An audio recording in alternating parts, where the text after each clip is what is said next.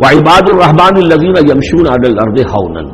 اللہ کے بندے وہ ہیں جو زمین پر چلتے ہیں تو آہستگی اور نرمی کے ساتھ، قدم مار کر نہیں چلتے، اکڑ کر نہیں چلتے، بلکہ یہ کہ معلوم ہوتا ہے فروتنی کے ساتھ چل رہے ہیں، اور یہ اپنے آپ کو آقا نہیں سمجھتے، مالک نہیں سمجھتے، بلکہ غلام سمجھتے ہیں، اللہ کے غلام ہیں، عباد الرحمن ہیں، اللہ کے بندے ہیں، تو غلاموں کی طرح چلتے ہیں، وہ اکڑ کر نہیں چلتے۔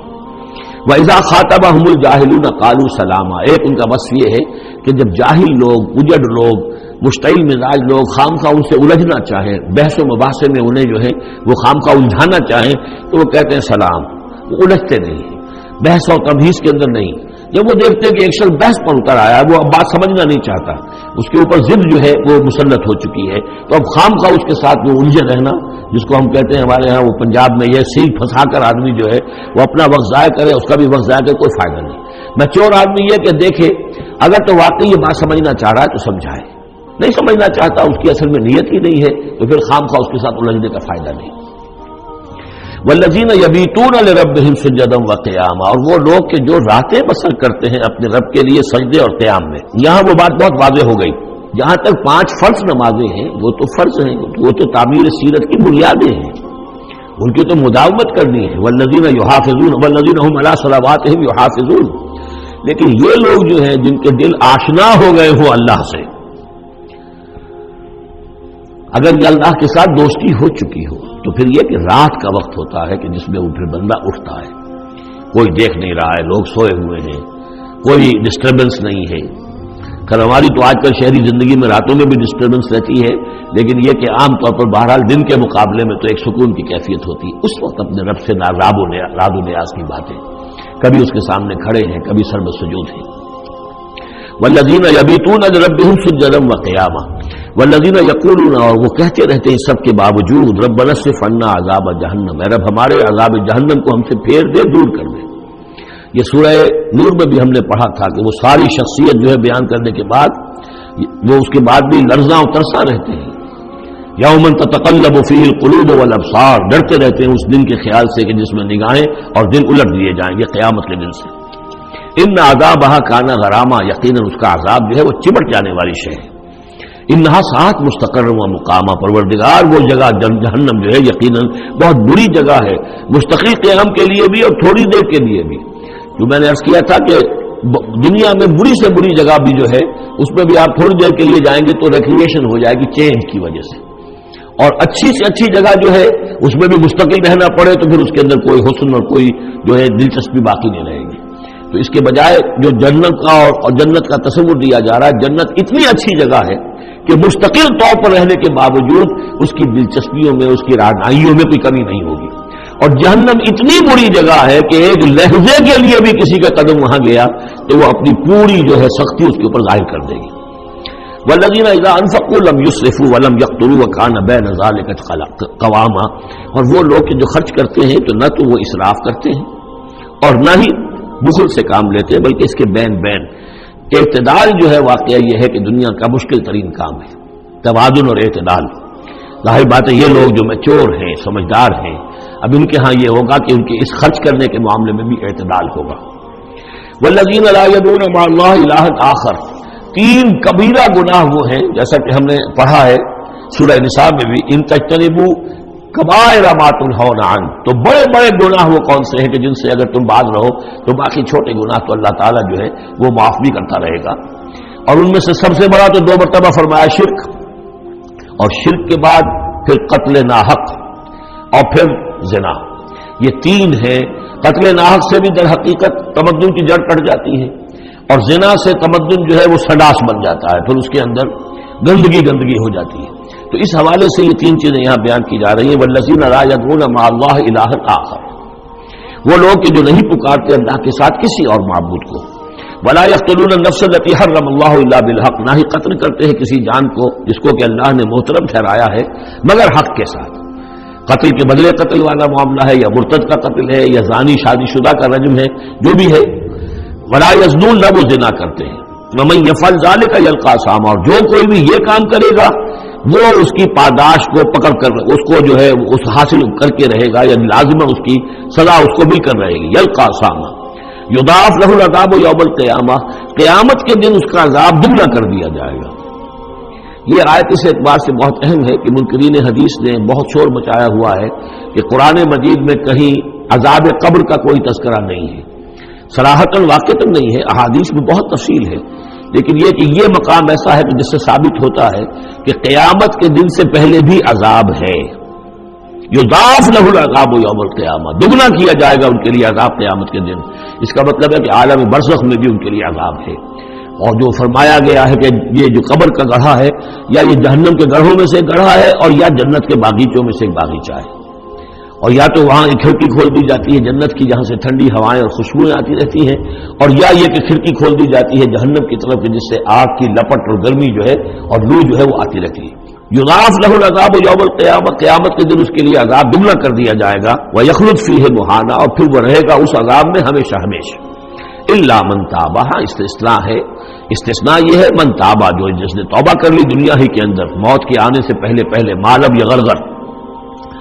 الا من تاب و آمن، اور ایمان لایا۔ گویا کہ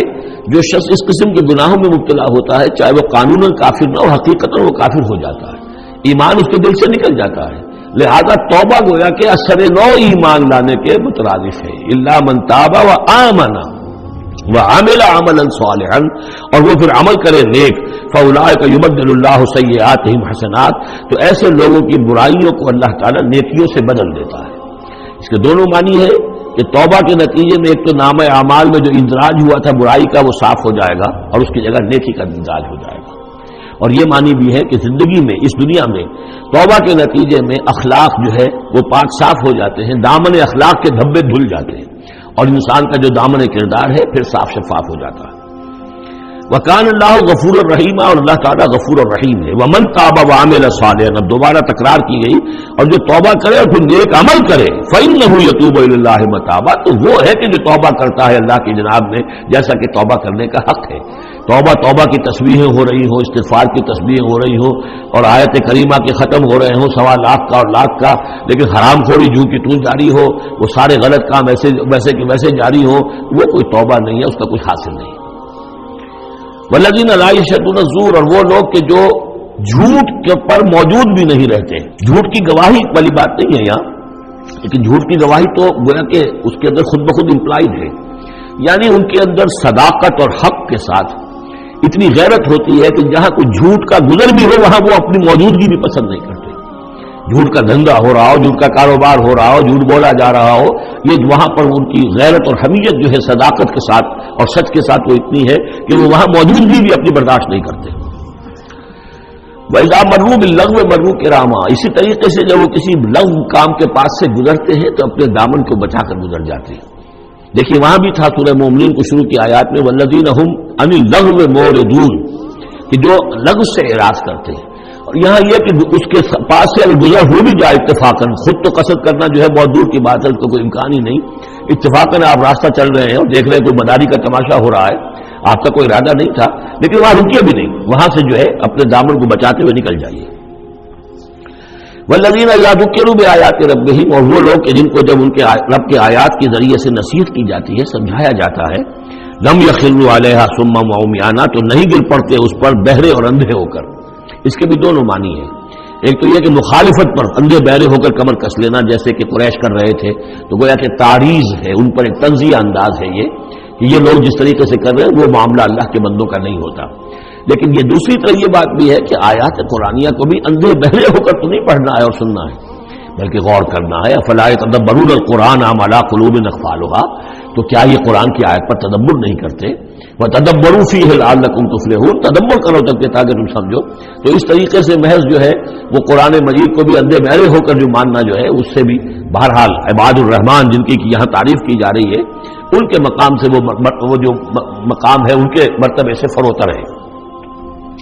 والذین یقولون ربنا هب لنا من ازواجنا وذریاتنا قرۃ اعین، اور وہ لوگ جو کہتے ہیں کہ اے رب ہمیں اپنی بیویوں اور ہماری اولاد کی طرف سے آنکھوں کی ٹھنڈک عطا فرما، یعنی یہ کہ جس راستے پر ہم چل رہے ہیں ہماری اولاد ہمارے گھر والے بھی اسی راستے پر چلیں تاکہ ہماری آنکھیں ٹھنڈی ہو۔ ایسا نہ ہو کہ میں تو اللہ کے دین کے راستے کی طرف چلنے کی کوشش کر رہا ہوں اور اولاد کسی اور طرف کو دوڑ لگا رہی ہے، تو ایک کشاکش ہے۔ پھر یہ جو صورتحال جو ہے فرکشن گھر کے اندر پیدا ہوتی ہے، تو اللہ تو ہمیں ہمارے گھر والوں سے آنکھوں کی ٹھنڈک عطا فرما، اور آنکھوں کی ٹھنڈک ظاہر بات ہے عباد الرحمان کی کن چیزوں میں ہوگی کہ وہ بھی اللہ کے بندے بنے، اللہ کی بندگی کے راستے کو اختیار کریں۔ وَجْعَلْنَا لِلْمُتَّقِينَ إِمَامًا، اور ہمیں متقیوں کا امام بنا۔ اس کا یہ مطلب نہیں ہے کہ امامت کی طلب ہے، بلکہ یہ کہ ہم خود امام ہیں۔ ایک شخص اپنے گھر کا سربراہ ہے، امام ہے، تو اے اللہ جن کے ہم امام ہیں انہیں متقی بنا دے۔ اس لیے کہ ظاہر بات ہے کہ میدان حشر میں جب ہم چلیں گے تو ایک شخص کے پیچھے اس کی اولاد چلی آ رہی ہے، اور معلوموں کو وہ تو جہنمی ہے جو چلے آ رہے ہیں، یہ خود تو بہرحال ایک آدمی تھا نہیں، ہمارے پیچھے جو ہماری نسلیں آئیں اے اللہ انہیں بھی متقی بنا، جن کے ہم امام ہیں، جو ہمارے پیچھے ہیں، جن کے کہ ہم دنیا میں جیسے کہ فرمایا ہے ایک حدیث میں بھی آتا ہے کلکم راعٍ وکلکم مسئول عن رعیتہ، تم میں سے ہر شخص کی حیثیت ایک چرواہے کی ہے، اور اللہ نے کچھ نہ کچھ مخلوق جو ہے اپنی اس کے چرواہے کے حوالے کی ہے۔ تمہاری اولاد ہے، تمہاری بیوی ہے، یہ گھر کنبہ ہے، یہ تمہارا جو ہے یہ گویا کہ تمہارے متبعین ہیں، تمہارے فالوورز ہیں، تو اللہ ہمارے فالوورز کو متقی بنا دے، اور ہماری جو امامت ہے وہ متقیوں کی امامت ہو۔ اولئک یجزون الغرفۃ بما صبروا، یہ وہ لوگ ہیں کہ جن کو بالا خانے ملیں گے ان کے صبر کی جزا میں، انہوں نے صبر کیا۔ ظاہر بات ہے کہ اللہ دنیا میں بے شمار مواقع آتے ہیں حرام خوری کے، ایک بندہ مومن بچتا ہے، بہت سے مواقع پر اللہ تعالیٰ موقع دے کر آزما لیتا ہے کہ ذرا سی بھی اس کی اندر کمی ہو تو پھر یہ نکل جائے کسی غلط راستے کی طرف۔ انسان جو ہے صبر کرتا ہے، جذبات کو روکتا ہے، اپنی خواہشات کو روکتا ہے، شہوات کو تھامتا ہے، ان تمام چیزوں کو سنبھال کر یہ سب گویا کہ پوری زندگی صبر ہے۔ تو بما صبر اولئک یجزون الغرفۃ بما صبر، یہ وہ لوگ ہوں گے کہ جنہیں بدلے میں ملیں گے بالا خانے جنت کے ان کے صبر کے عوض۔ وَيُلَقَّوْنَ فِيهَا، ان کا استقبال کیا جائے گا وہاں جنت میں، ان بالا خانوں میں، تحیۃ وسلاما، سلام کے ساتھ اور دعاؤں کے ساتھ۔ خالدین فیہا، وہ رہیں گے اس میں ہمیشہ ہمیش۔ حسنت مستقرا و مقاما، بہت ہی عمدہ ہے وہ جگہ، مستقر کے طور پر بھی، مستقل قیامگاہ کے طور پر بھی، اور مقامہ تھوڑی دیر کے لیے بھی۔ تو یہ وہ ایک کنٹراسٹ ہے۔ جہنم کو فرمایا ساعت مستقر و مقامہ، اور جنت حسنت مستقر و مقامہ۔ قل ما یعبأ بکم ربی، اے نبی ان سے کہہ دیجئے میرے رب کو تمہاری کوئی پرواہ نہیں ہے، یہ نہ سمجھو کہ میں تمہارے پیچھے اپنے آپ کو ہلکان کر رہا ہوں، تو میرے رب کو کوئی تمہاری ضرورت ہے، میری یا میرے رب کی کوئی ضرورت اٹکی ہوئی ہے تمہارے بغیر، وہ بات پوری نہیں ہوگی، یہ چھپر تم ہی اٹھاؤ گے تو اٹھے گا ورنہ اٹھ نہیں سکتا، یہ نہ سمجھو۔ قل ما یعبأ بکم ربی لولا دعاؤکم، اگر نہ ہوتا تمہیں پکارنا۔ اللہ نے یہ بات اپنے ذمہ لی ہوئی ہے کہ تمہیں خبردار کر دیا جائے۔ اللہ تعالیٰ وما كنا معذبین حتی نبعث رسولا، ہم عذاب نہیں بھیجتے رہے جب تک کہ رسول کو نہ بھیج دیں، اس لیے مجھے بھیج دیا ہے، میں لگا ہوا ہوں اس کے حکم سے، میں تمہاری گلیوں میں بھی تمہیں سنا رہا ہوں، تمہارے گھروں میں جا کر تم سے بات کر رہا ہوں، اکیلے اکیلے بھی بات کر رہا ہوں، ڈنکے کی چوٹ بھی کر رہا ہوں، لیکن یہ نہ سمجھو کہ کوئی اس میں میری غرض ہے یا میرے رب کی کوئی ضرورت ہے۔ قل ما یعبأ بکم ربی، میرے رب کو تمہاری پرہیزگار کے برابر کوئی وقت تمہاری نہیں ہے ان کے نزدیک، لولا دعاؤکم، اگر نہ ہوتا تمہارا پکارنا۔ فقط کذبتم، تو دیکھو تم نے جھٹلا دیا ہے، فسوف یکون لزاما، اب ان قریب یہ تمہارے ساتھ چمٹ کر رہے گا، یعنی یہ کہ اس کا جو عذاب ہے، اس کی جو پاداش ہے وہ تمہیں مل کر رہے گی۔ شکرا یا ربی شکرا، ہدیت قلبی شکرا، نورت دربی شکرا، شکرا یا